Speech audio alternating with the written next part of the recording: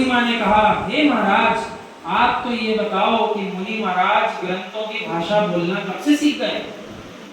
ये प्रश्न सुंदर था कि असुंदर था? जोड़ने वाला प्रश्न था। ये प्रश्न भी पूछा गया, एक वीतरागी श्रमण से पूछा गया उस समय, उस काल में। लेकिन आप सुनो उसका प्रभाव क्या हुआ। इन शब्दों को सुनकर ऐसा लगा कि मुनियों पर एक कलंक है।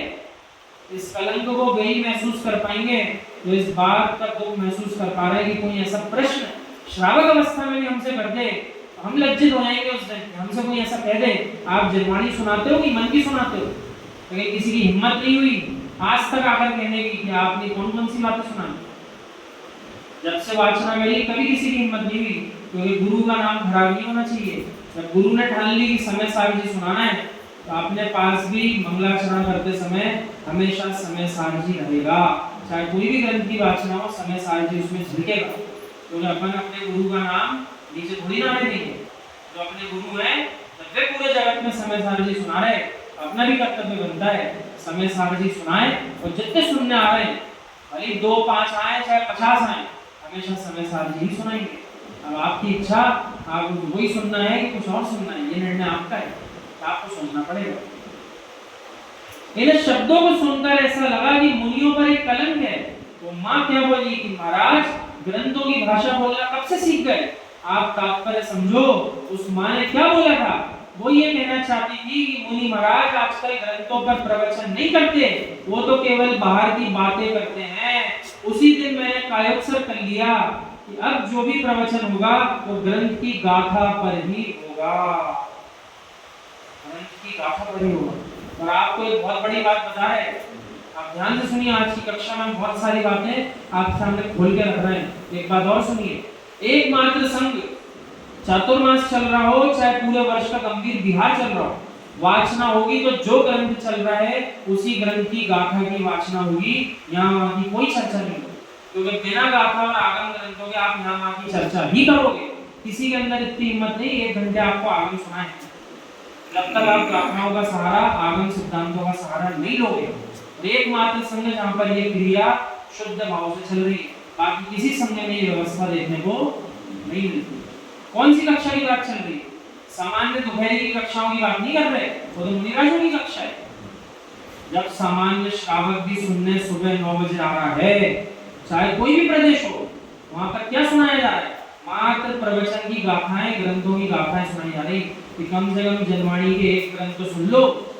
जितना समय मिला कोई गाथा तो सुन लो। इस गाथा में जिनेन्द्र भगवान ने क्या कहा, इसका अर्थ क्या है?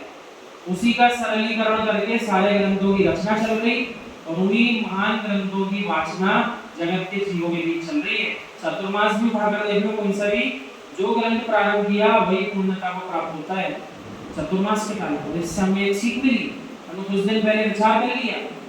हम जहाँ पर भी वाचना करेंगे, जो ग्रंथ चल रहा होगा, हम ग्रंथ की गाथा पर ही 10 लक्षण पर्व में भी वाचना करेंगे।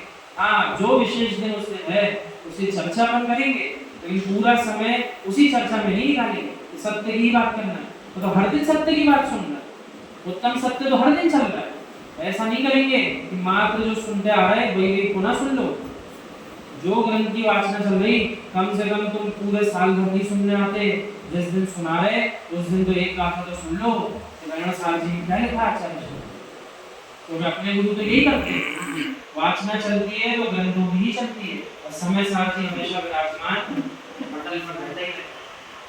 क्योंकि ये प्रसंग आया ना जिसने जीवन बदल दिया हो।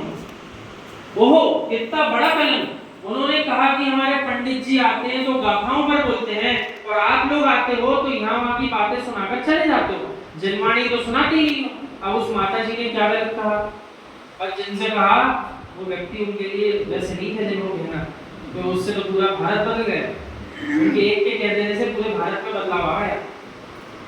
जनवाणी सुनाते ही नहीं हो आप लोग। मैंने कहा कि माँ, जो महाराज बोलते हैं वह स्वयं जनवाणी है। कुछ वे लोग होते हैं जो ग्रंथ लिखा करते हैं, लेकिन कुछ वे लोग होते हैं जिन पर ग्रंथ लिखे जाते हैं। ये निर्ग्रंथ स्वयं में ग्रंथ हैं।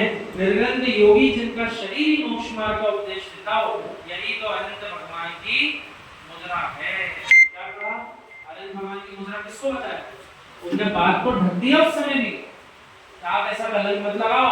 कुछ जीव वे हैं जो ग्रंथ बना रहे, रचना कर रहे, तो कुछ जीव ऐसे भी मुनि पद पे जो स्वयं ग्रंथ हैं, जिनके ऊपर ग्रंथ लिखे जाएंगे, तो आप ऐसा मत सोचो कि ग्रंथ नहीं सुनाते।